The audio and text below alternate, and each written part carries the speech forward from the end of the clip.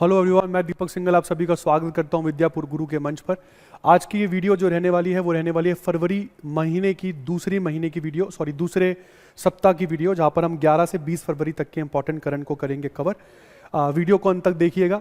अगर पसंद आए तो ज़रूर चैनल को लाइक सब्सक्राइब करना मत जाइएगा। बेल आइकॉन को प्रेस करना मत भूलिएगा। कोई भी अपडेट आती है तो आप तक सबसे पहले पहुंचेगी। और जैसे कि मैं हमेशा बोलता हूं, मैं हमेशा हर वीडियो में 48 टॉपिक से ऊपर नहीं लेकर आता हूं। आपके एसएससी सीजीएल अगर की आप तैयारी कर रहे हैं, सीएचएसएल की तैयारी अगर आप कर रहे हैं, एमटीएस की तैयारी अगर आप कर रहे हैं, आईबीपीएस पीओ की तैयारी कर रहे हैं, एसबीआई पीओ की तैयारी कर रहे हैं, या कोई भी बैंकिंग एग्जाम है, there is no institute in competition to Vidya Guru. आइए जल्दी से शुरुआत करते हैं हमारी वीकली करंट अफेयर सीरीज का, जहां पर हम 11 से 20 फरवरी तक के इंपॉर्टेंट करंट करेंगे कवर। आइए शुरुआत करते हैं वीडियो की। सबसे पहला, रिजर्व बैंक ऑफ इंडिया ने यहां पर अनाउंस किया है कंपनसेशन फ्रेमवर्क। कितना? 25,000 तक का, उन विक्टिम्स के लिए जिनके साथ छोटे छोटे डिजिटल फ्रॉड हुए हैं। जैसे मान के चलो कि तुम्हारे साथ अगर 50,000 रुपए का डिजिटल फ्रॉड हो गया है ना, 50,000 रुपए का डिजिटल फ्रॉड, तो ये पहली बार, आपको बता दूं कि ये once in a life time system है। मतलब आपको पूरी जिंदगी में एक बार ही मिलेगा। ऐसा नहीं है कि तुम फ्रॉड करते रहो और ये पैसे आपको मिलते रहेंगे। यहां पर अगर आपके साथ 50,000 तक का फ्रॉड हुआ है तो 50,000 का अगर हम 50,000 रुपए का 70% कैलकुलेट करें, मेरी मैथ थोड़ी वीक है, तो 50,000 का 70% होता है 35,000 रुपए। 35,000 रुपए, या तो 35,000 रुपए नहीं तो 25,000 रुपए। अपर लिमिट 25 है, इसमें से जो कम होगा वो आपको आरबीआई देगा। तो 50,000 का 70% एक तरीके से मान लेते हैं कि डिजिटल फ्रॉड तुम्हारा 50,000 का हो गया। आरबीआई तुम्हें पैसे देगा 25,000 तक, तो आरबीआई देगा। बाकी का बचा हुआ 30% जो नुकसान है वो तुम्हारे में और तुम्हारे बैंक के बीच में आधा आधा बटेगा। ये है आरबीआई का कंपनसेशन फ्रेमवर्क। इसके बाद आगे बढ़ते हैं। आरबीआई ने यहां पर डबल कोलैटरल फ्री, जो एक तरीके से लोन लिमिट है, उसको डबल कर दिया है। कोलैटरल फ्री लोन लिमिट हमारे इंडिया में मैक्सिमम पहले 10 लाख होती थी, इसको बढ़ाकर 20 लाख कर दिया गया है। प्राइम मिनिस्टर मुद्रा योजना के अंतर्गत ये सारे लोन दिए जाते हैं, दैट इज शिशु, किशोर, तरुण और तरुण प्लस। पहली बता दूं, तरुण प्लस कैटेगरी में जो लोन मिलता है वो केवल उन्हीं लोगों को मिलता है जिन्होंने पहले तरुण कैटेगरी के लोन को वापस कर दिया है।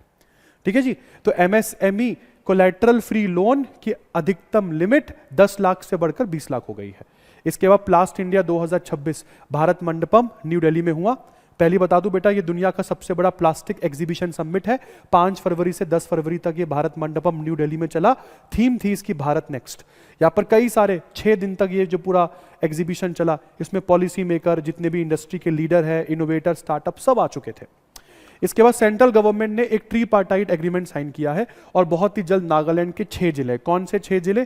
तुएनसांग, मॉनकीफायर, लोंगयांग, नॉकलेक एंड शेमाटोर, इन 6 जिलों को मिलाकर एक नया टेरिटरी बनेगा जिसका नाम एफएनटीए होगा। एफएनटीए मतलब फ्रंटियर नागालैंड टेरिटोरियल अथॉरिटी। अलग से राज्य नहीं बना रहे हैं, कुछ 6 जिलों का कॉम्बिनेशन है जिनको कुछ ऑटोनोमस पावर दी गई है ना, कुछ अलग से शक्तियां इन 6 जिलों के पास में रहेगी, क्योंकि बहुत लंबे समय से डिमांड थी इन 6 जिलों की। और ऐसे में 3 लोग साथ में आए, भारत की केंद्रीय सरकार, नागालैंड की राज्य सरकार और ईस्टर्न नागालैंड पीपल्स ऑर्गेनाइजेशन। तो ये त्रिपक्षीय एक तरीके से समझौता है इसको बनाने के लिए। इसके बाद दिल्ली पुलिस के द्वारा ऑपरेशन शस्त्र लॉन्च किया गया। सोशल मीडिया का जो मिसयूज आप करते हैं, ये ऑपरेशन उसके लिए लॉन्च किया गया है। तो ये बहुत इंपॉर्टेंट होगा, कभी भी सोशल मीडिया का मिसयूज दिल्ली जैसे एरिया में तो नहीं करें। इसके बाद इंडियन एजुकेटर है रूबल नागी, इन्होंने जीता global teacher prize 2026। Global teacher पुरस्कार इनके नाम किया गया है। ये पुरस्कार इनको वर्ल्ड गवर्नमेंट समिट में मिला जो दुबई में हुआ, प्लस $1 मिलियन अमेरिकी डॉलर की धनराशि भी इनको मिली। इसके बाद आगे बढ़ते हैं दोस्तों। दिल्ली ने दुनिया की सबसे अफोर्डेबल स्टूडेंट सिटी होने का जो रैंक है वो पूरा कर लिया है। दिल्ली ने वर्ल्ड की most affordable student city Delhi बन गई है।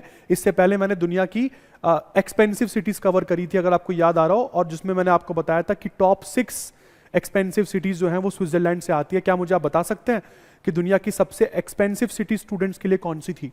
सबसे अफोर्डेबल तो दिल्ली है, हालांकि दूसरे नंबर पर इंडियन सिटी नहीं है, बट अगले नंबर पर जो इंडियन सिटी है वो 11वां स्थान है, मुंबई है। और उसके बाद जो इंडियन सिटी है वो बेंगलुरु है, जो 15वें नंबर पर है। इस रिपोर्ट का नाम है India's 155 million student mandate. Bharat के 155 मिलियन स्टूडेंट का मैंडेट जो है वो वेडनेसडे को यहाँ पर रिलीज हुआ आपके सामने। इसके बाद इंडियन कोस्ट गार्ड ने अपना स्थापना दिवस मनाया। 1 फरवरी 1977 को इंडियन कोस्ट गार्ड बनी थी, भारतीय तटरक्षक। आज इनको 2026 में बने 50 साल पूरे हो गए हैं। इसके बाद इंडिया ने चांदीपुर उड़ीसा से अग्नि 3 IRBM intermediate range ballistic missile का सफल परीक्षण किया। इंटरमीडिएट रेंज बैलिस्टिक मिसाइल जो अग्नि 3 है वो 3000 से 3500 किलोमीटर की मारक क्षमता जो है वो रखती है। सॉलिड फ्यूल पर ये चलती है और सबसे इंपॉर्टेंट चीज, इसको मोबाइल लॉन्चर से भी लॉन्च किया जा सकता है। ठीक है जी, ये इसकी खास बात है। इसके बाद झारखंड की टीम ने यहां पर राजस्थान की टीम को हराया और गोल्ड मेडल जीता para throwball national federation cup 2026 में। Para throwball national federation cup 2026 एक बहुत ही इंपॉर्टेंट इवेंट है जिसका फाइनल मैच झारखंड और राजस्थान के बीच खेला गया था। इसके बाद रिजर्व बैंक ऑफ इंडिया की मॉनेटरी पॉलिसी कमेटी का रिव्यू आपको बता दूं, जिसमें repo rate, standing deposit facility rate, marginal standing facility rate, bank rate समेत सभी रेटों पर चर्चा की जाती है। यहाँ पे रेपो रेट को फिक्स करके 5.25% किया गया, मतलब घटाया गया। और आपको पता ही है कि रेपो रेट से 25 बेसिस पॉइंट कम होता है SDF और 25 बेसिस पॉइंट ज्यादा होता है MSF। तो मार्जिनल स्टैंडिंग फैसिलिटी रेट इस हिसाब से 5.5% हुआ और स्टैंडिंग डिपॉजिट फैसिलिटी रेट इस हिसाब से 5% हुआ। रेपो रेट वो दर है जिस दर पर RBI बैंकों को लोन देता है 90 दिनों के लिए, मैक्सिमम 90 दिनों के लिए। इसके बाद VO चिदम्बनार पोर्ट जो कि थोत्तुकुडी का पोर्ट है, ये भारत का पहला इंडियन पोर्ट बना है जिसने एंटी ड्रोन जो सिस्टम है वो इंस्टॉल किए हैं, जिससे पोर्ट की सिक्योरिटी, मैरीटाइम सिक्योरिटी, भारत की तट रक्षा ये काफी हद तक बढ़ेगी। और सबसे इंपॉर्टेंट चीज, इमरजेंसी में किस तरीके से परफॉर्म करना है ये पोर्ट वो ज्यादा बेहतर जान पाएगा। इसके बाद इंटरनेशनल ओलंपिक कमेटी ने पहली ईरानी महिला को सदस्य चुना। इनका नाम है अघाई हाजी आगा। अघाई हाजी आगा जो है ये अभी तक की इंटरनेशनल ओलंपिक कमेटी में मौजूद सभी मेंबर्स में सबसे छोटी है। क्या आप जानते हैं इंडियन ओलंपिक कमेटी में कौन सी भारतीय मेंबर बनी है? अगर आप जानते हैं तो कमेंट जरूर कीजिएगा बेटा। ये पिछली बार भी मेंबर थी, ये इस बार भी मेंबर है और ये स्ट्रांगली पिच कर रही हैं कि एक बार ओलंपिक्स भारत जो है वो होस्ट करे। इसके बाद आगे बढ़ते हैं दोस्तों। WIPO world intellectual property organization की रिपोर्ट है जिसमें उन कंट्रीज को यहां पर रैंकिंग दी गई है जो सबसे ज्यादा पैसा रिसर्च एंड डेवलपमेंट में लगाते हैं। कभी 2024 में सबसे ज्यादा पैसा चाइना लगाया करता था और दूसरे नंबर पर होता था US। बट आज अगर मैं 2025 की रिपोर्ट आपको बताऊं तो इस रिपोर्ट में US नंबर 1 पर चला गया है R&D में। यूनाइटेड स्टेट्स जो है सबसे बड़ा लीडर निकल कर आया है और दूसरे नंबर पर यहां पर चाइना। बट धीरे धीरे चाइना रिसर्च एंड डेवलपमेंट में अपना स्थान जो है वो और प्रबल दावेदारी से आगे बढ़ाता जा रहा है। इसके बाद हिमाचल प्रदेश ने लॉन्च किया पढ़ाई विद AI, मतलब AI के साथ पढ़ाई कीजिए, है ना। एक आर्टिफिशियल इंटेलिजेंस को किस तरीके से पब्लिक एजुकेशन में इंटीग्रेट किया जा सकता है, कोई इनसे सीखे, बहुत ही बेहतर इनिशिएटिव है। इसके बाद अलवर बना भारत का पहला फुल्ली इंश्योर्ड डिस्ट्रिक्ट, है ना। अलवर जो है पूरी तरीके से यहां पर हर कोई इंसान ने इंश्योरेंस खरीदा है और हम लोग जो वो एम है हमारा, कौन सा एम, कि 2047 तक हर भारतीय के पास इंश्योरेंस हो, कहीं ना कहीं उसको पूरा करते हुए हम यहां पर आपको दिख जाएंगे। इसके बाद आगे बढ़ते हैं बेटा। मैंने इस सितंबर मंथ में भी करंट पढ़ाया था आपको, अनुतिन चंद्रविराकुल। जिस समय ये थाईलैंड के प्रधानमंत्री बने थे उस समय ये थाईलैंड की केयरटेकर सरकार के PM थे। इनकी पार्टी का नाम है भूम जैथाई पार्टी, जिसको BJT कहते हैं ये लोग। इस पार्टी ने 2026 में होने वाले इलेक्शन में लैंडस्लाइड विक्ट्री हासिल करी और बहुत ही जल्द अब ये फुल टाइम PM बनेंगे थाईलैंड के। इसके बाद आगे बढ़ते हैं बेटा। इंडिया की लड़कियों ने अंडर-19 विमेन टीम ने साफ जो साउथ एशियन फुटबॉल फेडरेशन है, तो साउथ एशियन फुटबॉल फेडरेशन का अंडर-19 वर्ल्ड चैंपियनशिप जो हो रहा था उसमें हम लोगों ने बांग्लादेश की टीम को 4-0 से हराया। एक भी गोल स्कोर करने नहीं दिया उन्हें। और ये जो मैच था ये नेपाल के पोखरा रंगशाला स्टेडियम में चल रहा था और ये हम लोगों ने अपने नाम करा। इसके साथ साथ हमारी क्रिकेट अंडर-19 टीम ने भी वर्ल्ड कप जीता जिसमें वैभव सूर्यवंशी भी थे। और BCCI board of control for cricket in India जो है उन्होंने 7.5 करोड़ की धनराशि पुरस्कार के तौर पर अंडर-19 जो मेल क्रिकेट टीम है उनके वो अपने खिलाड़ियों के लिए यहाँ पर जो है वो दी, मतलब एक तरीके से उसका ऐलान किया। इसके बाद हम लोगों ने फाइनल मैच में जो हरारे में चल रहा था 100 रन से इंग्लैंड की टीम को हराया। फिर बेटा 10 फरवरी को 2 बहुत महत्वपूर्ण दिन मनाए जाते हैं। एक तो है अंतर्राष्ट्रीय एपिलेप्सी डे और दूसरा है वर्ल्ड पल्सेस डे। इसी के साथ साथ आगे बढ़ते हैं। 11 तारीख को women international day of women and girls in science, international day of women and girls in science 2026 celebrate होता है। और अब आते हैं हम लोग मूडीज पर। दोस्तों अगर हम मूडीज की बात करते हैं, मूडीज जो अपने आप में एक बहुत ही बेहतर संस्था है, वो संस्था जिसने जो हर किसी के जीडीपी का फोरकास्ट जो है वो देती रहती है। इस संस्था के द्वारा भारत के वित्तीय वर्ष 2027 के लिए फोरकास्ट दिया गया कि भारत का वित्तीय वर्ष 2027 6.4% की जीडीपी के साथ समाप्त होने का अनुमान है, जो कि G20 के सभी देशों में सबसे ज्यादा है। और मूडी की जो रिपोर्ट है जिसमें ये लिखा है वो है बैंकिंग सिस्टम आउटलुक इंडिया, जिसमें एक स्टेबल दिखता है इन लोगों को, है ना। इसके बाद आगे बढ़ते हैं। इंडिया और अफ्रीकी देश सिशेल, इनके बीच में सेसेल फ्रेमवर्क हुआ है।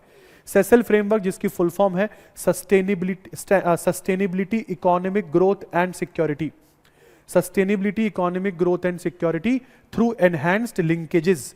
ये है इस पूरे की पूरे प्रोग्राम का full form, sustainability economic growth and security through enhanced linkages. और ये तब हुआ जब सिशेल के प्रधानमंत्री पैट्रिक हरमाइनी भारत की यात्रा पर आए। 5 से 10 फरवरी को इनकी यात्रा हुई थी। उसी बीच में भारत के प्रधानमंत्री श्री नरेंद्र मोदी की उपस्थिति में यह एग्रीमेंट साइन हुआ। इसके बाद दुनिया का पहला डॉक्टर्स के द्वारा चलाया जाने वाला AI powered home health ecosystem I Live Connect बन के तैयार हो गया है दोस्तों, जिसको बनाया है कार्डियोथोरैक सर्जन डॉक्टर राहुल चंदोला और कार्डियोलॉजिस्ट डॉक्टर विवेका कुमार के द्वारा। आई लाइव कनेक्ट के सहायता से डॉक्टर 24 घंटे हर दिन जो है वो नजर रख पाएंगे आपके ऊपर, और किन चीजों पर जो है वो नजर रखी जा सकती है। तो 1 मिनट बेटा मुझे दीजिएगा यहां पर।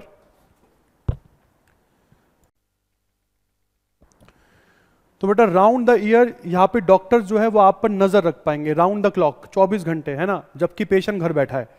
तो घर बैठे पेशेंट के ऊपर डॉक्टर यहाँ पे नजर रख पाएंगे, सीनियर सिटीजन्स और वो पेशेंट जो काफी हाई रिस्क पर चल रहे हैं उनके लिए तो ये डिवाइस रामबाण से कम नहीं है। आगे बढ़ते हैं।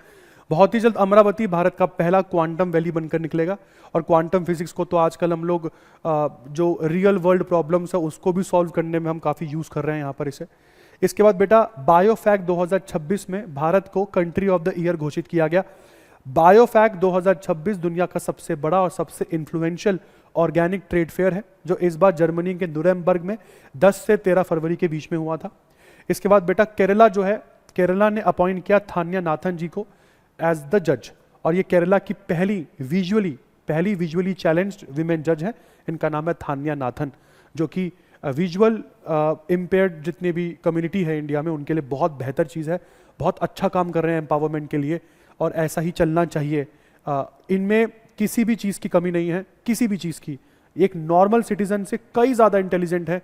केवल अगर विजुअली इम्पेयर्ड है तो उसका मतलब ये नहीं है कि इनको समझ नहीं है, ये आपसे ज़्यादा समझदार होते हैं। तो ये बहुत अच्छा डिसीजन है। अगर ये जज है तो ऑफकोर्स मैडम बहुत अच्छे से मैटर्स को सॉल्व कर पाएंगी, मुझे विश्वास है। इसके बाद शिखर धवन जिनकी अभी हाल फिलहाल में शादी हुई है, सर कॉन्ग्रेचुलेशंस। इनको दिल्ली खेल महाकुंभ का ब्रांड एम्बेसडर जो है वो बनाया गया है दिल्ली सरकार के द्वारा। इसके बाद इंडियन आर्मी ने एक नया रिकॉर्ड सेट किया है। भारतीय सेना के 49 जवान जिनको लीड कर रहे थे colonel Manoj Joshi, lieutenant colonel Manoj Joshi, एक दिन में माउंट एवरेस्ट चढ़ डाला इन लोगों ने। एक दिन में कितना 8,848 मीटर की चढ़ाई एक दिन में कर डाली इन लोगों ने। इसके बाद इंडियन आर्मी का आईडीएफसी फर्स्ट बैंक के साथ हुआ है समझौता, जिसमें इंडियन आर्मी पर्सनल्स के लिए आईडीएफसी बैंक कुछ अलग से देगा। कैसे?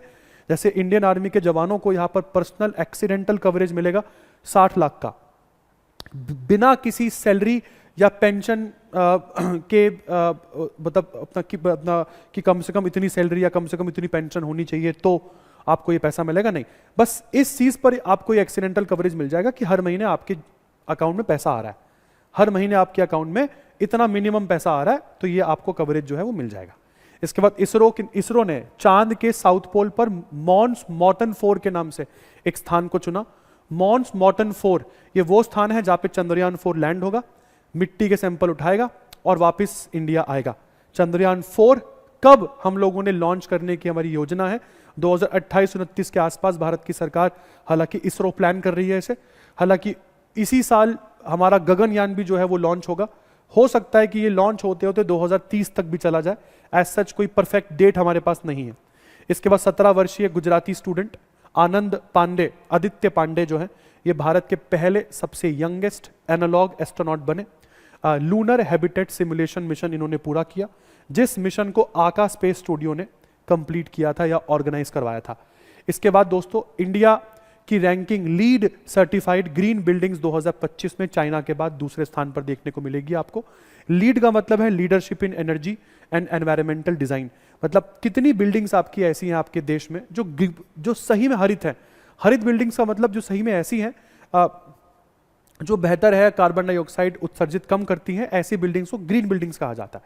इसके बाद नेटवर्क रेडीनेस इंडेक्स 2025 में भारत की रैंक इंप्रूव हुई, हम लोग 4 पायदान आगे आए, हम 45वें स्थान पर करे हैं दुनिया में 127 देशों में से। इसको नेटवर्क रेडीनेस इंडेक्स कहते हैं और इसको पोर्टुलेंस इंस्टीट्यूट द्वारा लाया जाता है। इसमें नंबर 1 पर यूएस, 2 पर फिनलैंड, 3 पर सिंगापुर आपको साफ दिखाई दे जाएगा। इसके बाद दोस्तों मनु भाकर की बात करते हैं। एशियन शूटिंग चैंपियनशिप 2026 में मनु भाकर ने सिल्वर मेडल जीता। ये शूटिंग चैंपियनशिप न्यू दिल्ली में चल रही थी और ये सिल्वर मेडल जो है 5 दिनों के बाद आया, जब इन्होंने मैडम ने हाल फिलहाल में 10 मीटर एयर पिस्टल डाउन में 7वें नंबर पर खत्म किया था। फिर क्या गजब तरीके से इन्होंने कमबैक किया है। इसके बाद नेशनल प्रोडक्टिविटी डे 12 फरवरी को सेलिब्रेट हुआ बेटा, और होम मिनिस्ट्री ने कुछ नए गाइडलाइंस यहां पर इशू करे हैं वंदे मातरम को लेकर। जहां पर जिन सेरेमनीज में नेशनल एंथम गाई जाएगी, उन सेरेमनीज में नेशनल एंथम से पहले वंदे मातरम नेशनल सॉन्ग गाया जाएगा। वंदे मातरम के सभी 6 स्टैंजास गाए जाएंगे जो कि लगभग 3 मिनट 10 सेकंड में पूरे होंगे। उसके बाद आप नेशनल एंथम को गाना शुरू करेंगे। दूसरी इंपॉर्टेंट चीज, ये साल 2026 वंदे मातरम का 150वां साल होगा। इसके बाद women peace and security index की बात कर लेते हैं। Women peace and security index में 181 देशों में से भारत का स्थान यहां पर 131 रहा। इस पूरे की पूरे रिसर्च को पीस रिसर्च इंस्टीट्यूट ओस्लो के द्वारा लाया गया है। ओस्लो जो कि नॉर्वे की राजधानी है, अगर मैं गलत नहीं हूं। तो नंबर 1 पर इस इंडेक्स में डेनमार्क, 2 पर आइसलैंड, तीसरे पर नॉर्वे और 4th पर स्वीडन है। और यहाँ पे ज्यादातर आपको स्कैंडिनेवियन कंट्रीज ही टॉप 5 में दिखेंगी जहां पर महिलाओं की शांति और सुरक्षा की बात आ जाए। इसके बाद ट्रांसपेरेंसी इंटरनेशनल जी के द्वारा, ट्रांसपेरेंसी इंटरनेशनल जो है एक संस्था का नाम है, इनके द्वारा करप्शन परसेप्शन इंडेक्स 2025 लाया गया, जिसमें भारत का स्थान दुनिया के 182 देशों में से 91st पर रहा। ये 191 नहीं है, इसको ठीक कर लेना, ये 91 है, गलती से एक लग गया, ये 91st पोजीशन है। हालांकि इस इंडेक्स में नंबर 1 पर डेनमार्क, 2 पर फिनलैंड, 3 पर सिंगापुर रहा। इस इंडेक्स में हर देश को 0 से 100 के बीच में रैंकिंग मिलती है, जहां पर 0 का मतलब है बहुत ज्यादा करप्टेड हैं आप, 100 का मतलब है आपका देश बहुत क्लीन है। इसके बाद ग्लोबल बिलियनियर वेल्थ रीचेस, दुनिया में बिलियनियर्स की जो कमाई है वो 15.8 ट्रिलियन डॉलर पहुंची, जिसमें भारत का पायदान नंबर 3 पर रहा। Billionaires, UBS billionaire ambition report के अनुसार दुनिया में सबसे ज्यादा अरबपति खरबपति जो है वो यूएस में रहते हैं, दूसरे सबसे ज्यादा चाइना में, और तीसरे सबसे ज्यादा जो है वो आपको इंडिया में यहां पर देखने को मिल जाएंगे, जो अपने आप में हमारे लिए बड़ी बात है। इसके बाद 13 फरवरी को वर्ल्ड रेडियो डे सेलिब्रेट होता है बेटा, और पहला रेडियो स्टेशन अमेरिका में स्टैब्लिश हुआ था पिट्सबर्ग सन 1919 में, जिसने डेब्यू किया था 1939 में। इसके बाद पीरियोडिक लेबर फोर्स सर्वे के डेटा के अनुसार, जिसको नेशनल स्टैटिस्टिक्स ऑफिस लेकर आता है, इसके अनुसार भारत में बेरोजगारी दर कम हुआ है। क्वार्टर 3 में, इस वित्तीय वर्ष के क्वार्टर 3 में 4.8% ये पहुंचा है। इसके बाद दिल्ली की सरकार के द्वारा लखपति बिटिया योजना लॉन्च किया गया, जहां पर बेटी के जन्म से लेकर बेटी के ग्रेजुएशन तक दिल्ली सरकार बेटियों को फिनेंशियली एम्पावर करेंगी, उनको फाइनेंशियल असिस्टेंस देगी। इन टोटल 56,000 रुपए की धनराशि आपको फेज्ड मैनर में जो है वो दी जाएगी। इसके बाद सोशल सिक्योरिटी एग्रीमेंट साइन किया है भारत ने यूके के साथ, जिसमें क्रॉस बॉर्डर वर्कफोर्स तो जा ही पाएगी। भारत से काम करने के लिए यूके में, यूके से काम करने वाले भारत में तो जाएंगे ही जाएंगे, प्लस इन पर जो लगने वाला डबल टैक्सेशन होता था वो भी कम होगा। सोशल सिक्योरिटी पेमेंट्स पर लगने वाला टैक्सेशन इन वर्कर्स से नहीं लिया जाएगा, जिससे एक बहुत ही स्मूथ मोबिलिटी तो इन दोनों देशों के बीच में वर्कफोर्स की होगी ही होगी। और साथ के साथ यहाँ पे लिखा हुआ है कि वो एम्प्लॉइज जो 36 महीने के लिए गए हैं, ठीक है, उनको किसी प्रकार का कोई सोशल सिक्योरिटी कंट्रीब्यूशन दोनों ही देशों में नहीं पे करना है, तो इन पर जो फाइनेंशियल बर्डन है वो काफी हद तक कम होगा। इसके बाद दोस्तों इंडियन नेवी ने यहाँ पर command of combined task force 154 पहली बार संभाली है। कंबाइंड टास्क फोर्स 154 एक multi national training task force है कंबाइंड मैरीटाइम फोर्सेस के अंडर, CMF के अंडर, जिसमें दुनिया के टोटल 47 देश आते हैं। इस बार भारत को चुना गया कमांड संभालने के लिए इस कंबाइंड टास्क फोर्स 154 की। यहां पर भारत जो है वो ट्रेन करेगा सभी लोगों को, और ये कंबाइंड टास्क फोर्स जो है ये मलाका स्ट्रेट जैसे स्ट्रेट को प्रोटेक्ट करती है। आप सभी को पता है कि मलाका स्ट्रेट कितना इंपॉर्टेंट है, इंडियन ओशन को पैसिफिक ओशन से जोड़ता है। इसके बाद हाल फिलहाल में भारतीय आर्मी के साथ अग्निवस्त्र नामक कंपनी ने पार्टनरशिप करी है। इस पार्टनरशिप के अंतर्गत डिफेंस एप्लीकेशंस में इस्तेमाल होने वाले जो मटेरियल है वो अग्निवस्त्र नाम की ये डोमेस्टिक कंपनी जो है वो कार्बन फैब्रिक बनाकर देगी। कार्बन फैब्रिक जो है जो काफी ज्यादा लाइट वेट होते हैं, काफी ज्यादा स्ट्रेंथ होती है उनकी, ठीक है, और कॉम्पोजिट मटेरियल से बने होते हैं। तो ये सब चीजें जो है वो यहां पर आप लोगों को प्रोवाइड करवाई जाएगी। इसके बाद दोस्तों in space, Indian national space promotion and authorization के द्वारा भारत की 3 स्टार्टअप कंपनियों को चुना गया है यहां पर, जो कि एसबैस देंगी। एसबैस का मतलब है सैटेलाइट बस एज अ सर्विस, सैटेलाइट बस एज अ सर्विस जो प्रोवाइड करेंगी। इसके ऊपर फिर एक डिटेल वीडियो आपको जरूर बना के दूंगा, पर अभी आप समझ के चलिए कि एसबैस सर्विस प्रोवाइड करने के लिए इन स्पेस ने कौन सी 3 प्राइवेट कंपनियों को चुना है। इसमें एक है एस्ट्रोडोम टेक्नोलॉजीज प्राइवेट लिमिटेड, दूसरी है अजिस्ता इंडस्ट्रीज प्राइवेट लिमिटेड, और तीसरी जो है वो है ध्रुव स्पेस प्राइवेट लिमिटेड। ये तीनों जो है वो यहां पर लॉन्च की गई है। और इसी के साथ ये है वीडियो का अंत। बहुत ही जल्द मिलेंगे अगले करंट अफेयर्स में, तब तक अपना ध्यान रखिए, घर पर रहिए, सुरक्षित रहिए। चैनल पर पहली बार आए हैं तो जरूर लाइक के बिना मत जाइएगा, बेल आइकॉन को जरूर प्रेस कीजिएगा। हमारे टेलीग्राम, इंस्टा सभी ग्रुप से आप लोग जुड़ सकते हैं। अपडेट जो भी आएंगे SSC, CGL, IBPS, SBI से संबंधित वो आप लोगों को जरूर मिलेंगी। और अगर आप किसी रिलायबल एक बहुत ही प्रतिष्ठित संस्था के साथ जुड़कर अपनी प्रिपरेशन करना चाहते हैं तो विद्या गुरु से बेहतर आपको कुछ नहीं मिलेगा।